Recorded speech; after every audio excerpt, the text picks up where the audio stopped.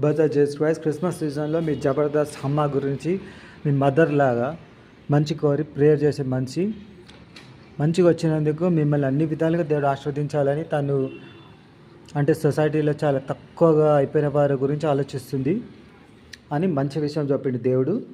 చాలా happy feel అవుతున్నా.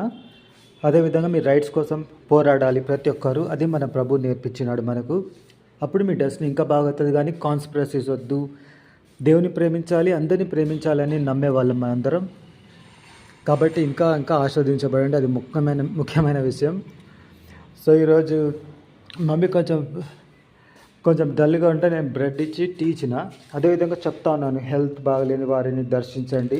ఒకరోజు కూడా నేను రూమ్లో ఉన్నప్పుడు అన్ని కాన్స్పిరసీస్ గురైనప్పుడు పేపర్లో చూసిన చైల్డ్ని దర్శించడానికి హాస్పిటల్ వెళ్ళిందని చెప్పింది. So I felt emotional. మన మంచి వెల్ విషెస్ కోరే వాళ్ళు ఉన్నందుకు మనం బ్రతికి గొప్ప కార్యాలు చేయగలం.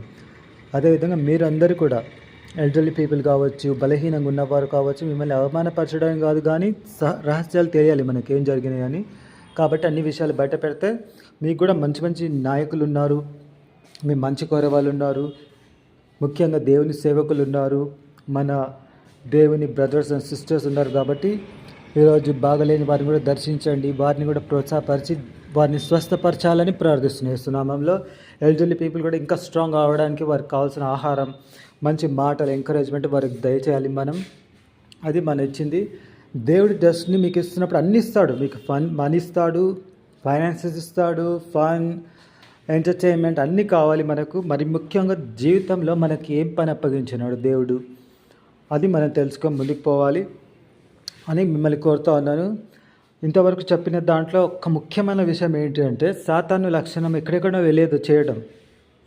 ఆ విషయం డీల్ చేస్తూ ఉన్నాడు దేవుడు నీకు ఏం చెప్పిండు అది చెయ్యి. దేవుడు నీకు ఎక్కడ వెళ్ళమన్నాడు, ఏం చేయమన్నాడు అది మనం చెప్పి మనం ఎంకరేజ్ చేస్తూ ఉన్నాం. ప్రజల్ని పైకి తెచ్చే విధానం అది. అంతేగాని ప్రతి ఒక్కరు ఏదో ఒక రీజన్ పోయి అక్కడ పోయి వేరే వాళ్ళతో యుద్ధాలు చేసి వేరే వాళ్ళని చంపి వాళ్ళని ఆక్రమించుకుందాం అనడం సాతాను లక్షణం. అది దేవుడు అన్నాడు నేర్పించలే. దేవుడు దిగివచ్చిన దేవుడు దిగివచ్చి నిన్ను పైకి ఎక్కడ తీసుకెళ్ళిండు? ఏదో వేరే రీజన్లోకి తీసుకెళ్ళిండా, లేకపోతే ఆయనతో సహా పరలోక రాజ్యంకి తీసుకెళ్ళిండా? అది నేర్చుకోవాలి. సో మరి ముఖ్యంగా కాల్ వచ్చేసింది. ఎగ్జడస్ అంటే నిర్గమం. ఎక్కడికి నిర్గమం? అందరు కూడా వారి ఇప్పుడున్న ప్రదేశాలు వదిలేసి మీ ఆఫ్రికాకి నిర్గమం స్టార్ట్ అయిపోయింది ఆల్రెడీ ఎగ్జడస్. కాబట్టి ఆశీర్వదిస్తూ ఉన్నాను. గొప్ప గొప్ప ఆశీర్వాదాలు మీకు జరగాలి.